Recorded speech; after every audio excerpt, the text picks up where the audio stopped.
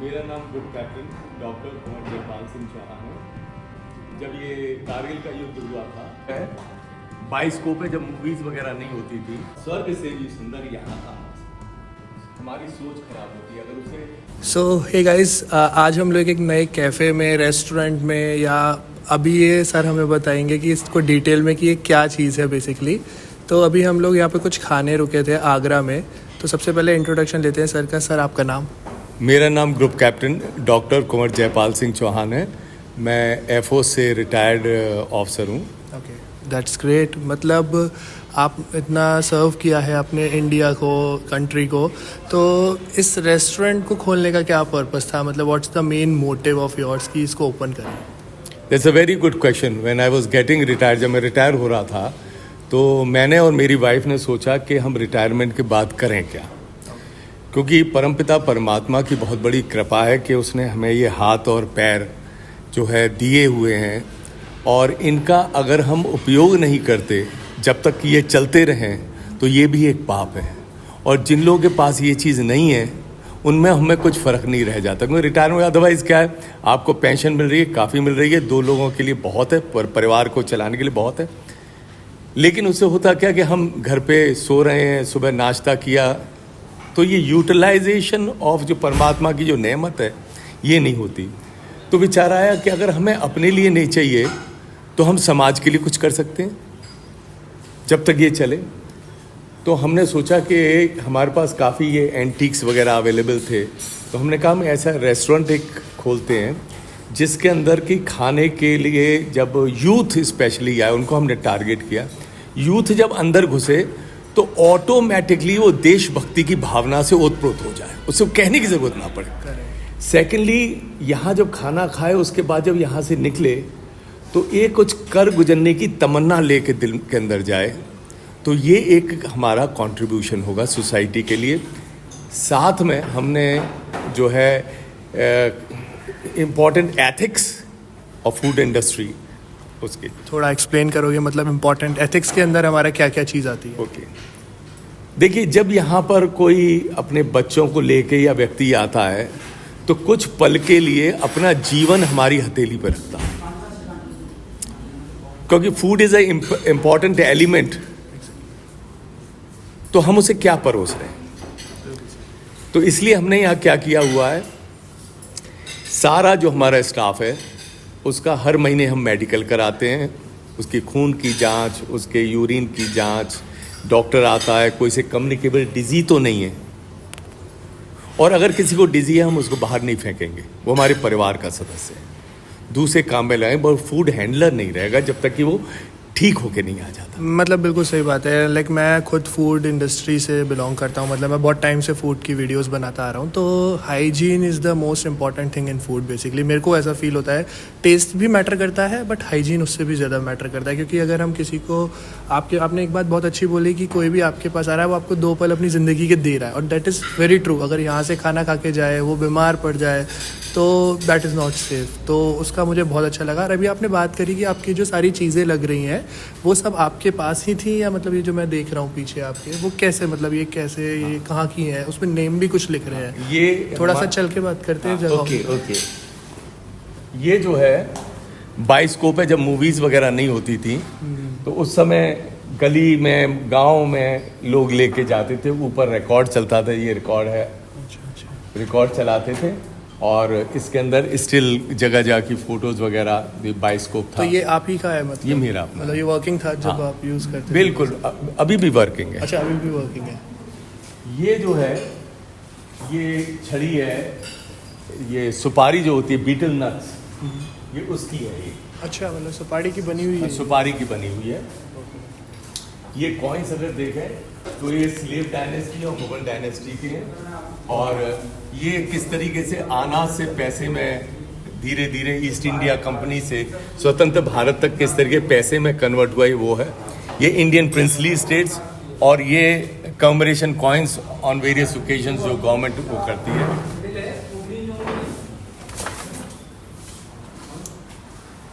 ये saviour of Kashmir brigadier Rajendra Singh है। अगर saviour of Kashmir brigadier Rajendra Singh नहीं होते भारत के इतिहास में, तो कश्मीर भारत का अंग नहीं हो सकता। इनका इतिहास ये है कि जब देश आज़ाद हुआ था, कश्मीर जो था स्वतंत्र राज्य था।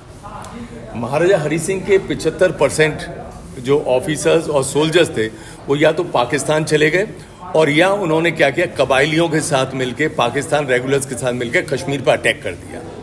महाराजा हरि सिंह ने इनको टास्क दिया कि लास्ट मैन लास्ट बुलेट, किसी भी तरीके से कश्मीर को बचा लो। मैं जो हूँ भारत सरकार से बात कर रहा हूँ कि वो फौजें भेज दें। तो इनके पास 80 से भी कम सैनिक थे, तो इन्होंने उरी पे अपना स्ट्रैटेजिक पोजीशन ली और कबायलियों को रोके रखा।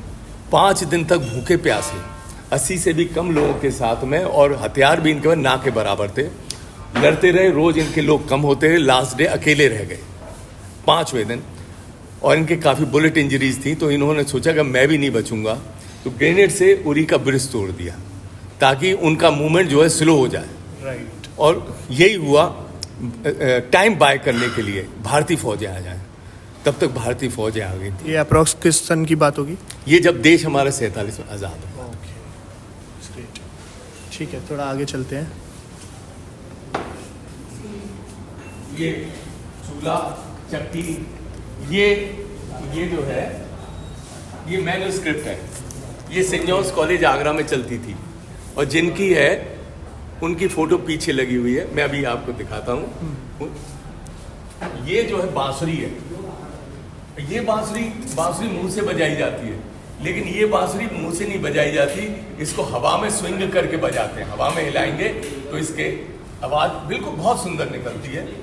ये और ये दोनों वर्ल्ड वॉर 1 के बार्ड वायर फेंसिंग बुलेट्स और पैलेट्स हैं। ओके।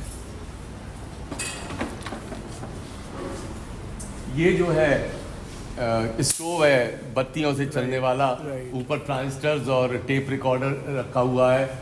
ये जो है इधर में काले रंग का, ये वॉल्केनो रॉक है, ज्वालामुखी का जो लावा निकलता है वो। लेफ्ट एंड राइट साइड जो है इसके वुड फॉसल्स हैं। ऊपर एयरक्राफ्ट गन के शेल्स हैं। ये पुराने टाइपराइटर्स। ये जो है ये one of the rarest of rare piece है। ये पहले ये जो है फायर ब्रिगेड इसको इस्तेमाल करती थी। It is the first fire extinguisher of the world.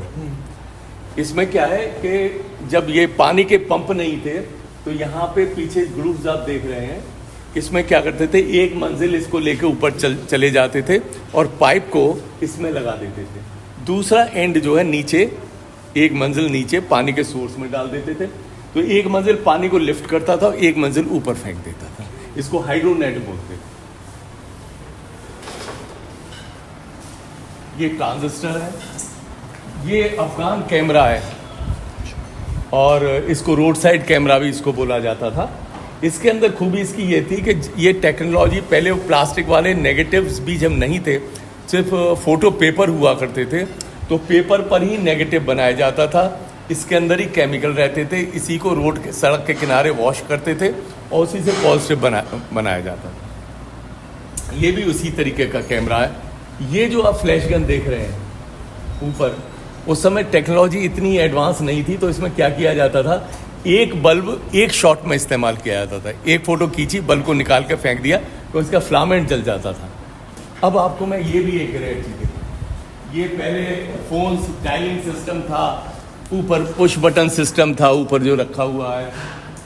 उसके बाद में अगर आप ये देखें, इससे पहले जब ये पुश बटन और डायलिंग फैसिलिटी नहीं थी तो ये फील्ड टेलीफोन्स हुआ करते थे। इसमें क्रैंक लगा हुआ है साथ में, इसको क्रैंक करते थे, दूसरी घंटी बजना शुरू हो जाती थी, और ये पॉइंट टू पॉइंट कम्युनिकेशन। कुछ तो हमारे इस टाइम की चीज़ भी था, ये वीडियो गेम। ये वीडियो गेम करेक्ट यूज़ किया है इसको। तो चलिए वापस अपनी सीट पे चलते हैं। कुछ क्वेश्चंस है मेरे, आपसे पूछना चाहूँगा।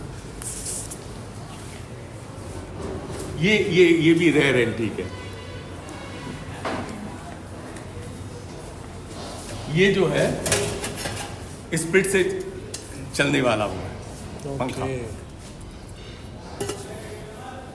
हॉट एयर इसको चलाती थी। तो आपने बहुत सारी हमारे को एंटीक यूनिक चीज़ दिखाई, जो कि मतलब बहुत अच्छा लगा हमें देख के। और मेरे को कॉइन वाला पार्ट सबसे प्यारा लगा, जो उसमें मतलब आपने जो कलेक्शन कर रखा है, ये आप ही का सारा, मतलब जो देख रहे हैं सारा आप ही का कलेक्शन है। दैट इज़ ग्रेट, मतलब मुझको मज़ा आ गया। और डेफिनेटली मैं आपके साथ एक बार प्रॉपर अपना पॉडकास्ट करना चाहूँगा, जिसके बारे में मैं आपके बैकग्राउंड को भी जानना चाहूँगा कि आपने अपने उसमें पार्ट रहे हैं तो आपने क्या क्या फेस किया, आप मतलब अपने पास में जो भी आपने अपना टाइम बिताया आर्मी के साथ, तो आप किस पोजीशन पे थे और किस उस पे थे बेसिकली, थोड़ा सा मतलब एक ओवरव्यू दीजिए अपने जर्नी का।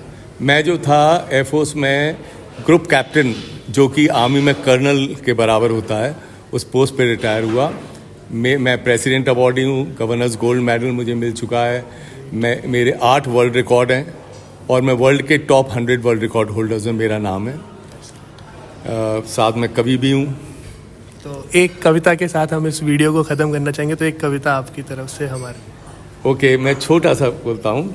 जब ये कारगिल का युद्ध हुआ था, उस समय हमारे पर ये युद्ध थोपा गया था, तब मैंने लिखा था, स्वीकार युद्ध के आमंत्रण का हम करते हैं, invitation, we take it as a invitation from you. स्वीकार युद्ध के आमंत्रण का हम करते हैं और तेरी हर एक गोली से स्फूर्ति पाते हैं। रणभूमि में होली का अपना गौरव है, रणभूमि में होली का अपना गौरव है और स्वर्ग से भी सुंदर यहाँ का मौसम है। रणबांकुरे, हमारे फौजी सैनिक रणबांकुरे लालच में भरे हुए, कौन सा लालच? रणबांकुरे लालायत शादी का सेहरा बांधे हैं और खून से भरकर मांग भूमि की कितने शादी रचा चुके हैं। बहुत बढ़िया, बहुत ही बढ़िया। मतलब आपसे बात करके प्रॉपर मतलब फील आ रहा है कि मतलब आप एक तो आपसे जब मतलब मैं तो सबसे अपील करूंगा कि जो भी यहाँ पर आए ना, सर से बात ज़रूर करें। 2 मिनट ही बैठे सर के साथ, तो आप लोगों को भी अपने देश के लिए ना मतलब ये आ जाएगा कि भाई हम कुछ ही नहीं कर सकते तो कुछ तो करें, थोड़ा बहुत भी मतलब। और अपने यूथ के लिए कोई मैसेज छोटा सा, कि यूथ को क्या मैसेज देना चाहते हैं? यूथ को मैं यही कहना चाहूँगा, with the experience that I got 8 world records, 1 national record and so many, हर एक व्यक्ति के अंदर एक प्रतिभा है। हर एक कोई आदमी की एक ड्रीम होती है, लेकिन मेजॉरिटी लोग ड्रीम को पूरा इसलिए नहीं कर पाते। कोई ड्रीम तो रखते हैं, लेकिन तुरंत उसको क्रियान्वित करने के लिए प्रयास नहीं करते। जितने भी आज तक हम APJ अब्दुल कलाम को लें, इतने बड़े साइंटिस्ट हुए हैं, इतने सारे लोग हुए हैं जिन्होंने बहुत ही महान काम किए, जो हमारे आदर्श हैं। अगर देखें, सब कॉमन नॉर्मल व्यक्ति थे, लेकिन फ़र्क उनमें क्या है? उनमें यही था कि उन्होंने प्रयास किया, बाकी लोगों ने प्रयास नहीं किया। मैं एक और चीज़ यहाँ APJ अब्दुल कलाम के बताना चाहता हूँ। APJ Abdul Kalam was always number 1 in every field, पढ़ाई में, सब में। उनके भाई के पास उनकी फीस देने के लिए पैसे नहीं होते थे, इतने गरीब उसके थे, अखबार बेचा करते थे। इंजीनियरिंग में ऑल इंडिया कंपटीशन उन्होंने टॉप किया, टॉप से तो था ही नहीं, वो एयरफोर्स में ऑफिसर बनना चाहते थे, पायलट बनना चाहते थे। रिटन एग्जाम में टॉप किया, इंटरव्यू के लिए गए, इंटरव्यू में फेल हो गए। विंग्स ऑफ फायर में अपनी ऑटोबायोग्राफी में कहते हैं, दूसरे लोग होते कहते हैं अच्छा मैं तो टॉपर हूँ, मुझे ही फेल कर दिया। लेकिन उन्होंने क्या किया, जब वो उसके गेट के बाहर आ रहे थे सिलेक्शन सेंटर के, तो उन्होंने अपने आप से कहा कि शायद इनको वो चीज़ चाहिए जो मेरे अंदर नहीं है। अगर मैं ये जहाज़ नहीं उड़ा सकता, दूसरे को दोष देने के बजाय अपने आप को दोष दिया, अगर मैं ये जहाज़ नहीं उड़ा सकता तो कम से कम मैं इनको उड़ा तो सकता हूँ, जो मशीन है। और उन्होंने उस प्रण के साथ क्या किया, उन्होंने DRDO ज्वाइन किया, मिसाइल मैन बने, देश को गौरव दिलाया।